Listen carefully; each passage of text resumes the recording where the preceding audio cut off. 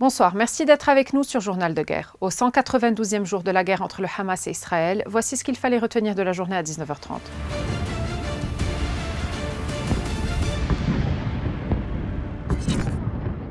L'escalade iranienne du week-end contre Israël n'a certainement pas réduit les échanges de tirs entre le Hezbollah et Israël, un raid ayant été mené dimanche dans la nuit contre une maison à Seddein, dans le Casa de Tyr, la détruisant complètement et causant d'importants dommages matériels aux dizaines de maisons environnantes.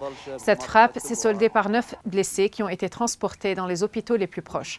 Lundi matin, 2 raids ont été menés contre la route Al-Madheira, conduisant à sa fermeture. Des obus sont aussi tombés sur les périphéries de Dheira, Naoura et Al-Mashab. De même, des fusées éclairantes ont été larguées sur les villages frontaliers adjacents à la ligne bleue au cours de la nuit de dimanche, alors que des avions survolaient sans relâche les villes et les villages du sud. Le Hezbollah a affirmé lundi avoir activé des engins explosifs au passage de soldats israéliens qui ont traversé la frontière côté libanais, Israël faisant état de 4 soldats blessés.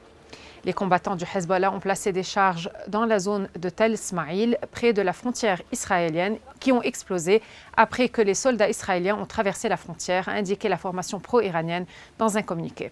De son côté, l'armée israélienne a annoncé que 4 de ses soldats en activité dans une zone à la frontière nord ont été blessés durant la nuit, dont l'un grièvement à la suite d'une explosion d'origine inconnue.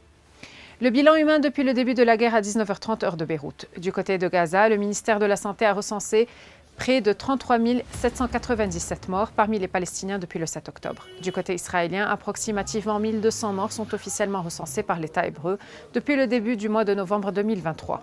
Un chiffre qui n'a toujours pas évolué selon les données officielles, malgré des annonces régulières de soldats tués dans les combats. Au moins 260 officiers ont été tués dans la bande de Gaza depuis le 27 octobre, début de l'opération militaire terrestre lancée en représailles à l'attaque du 7 octobre dans le sud d'Israël.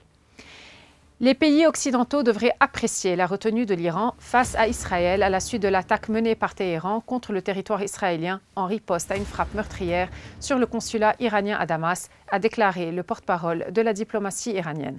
De plus, Nasser Kanani a déclaré que le navire lié à Israël a été saisi en vue d'une enquête plus approfondie. Merci de nous avoir suivis sur Ici Beyrouth. On se retrouve demain pour un autre résumé de la situation. Vous pouvez suivre toute l'actualité concernant cette guerre sur notre site web www.icibeyrouth.com sous la rubrique Guerre Israël-Hamas ainsi que sur tous nos réseaux sociaux.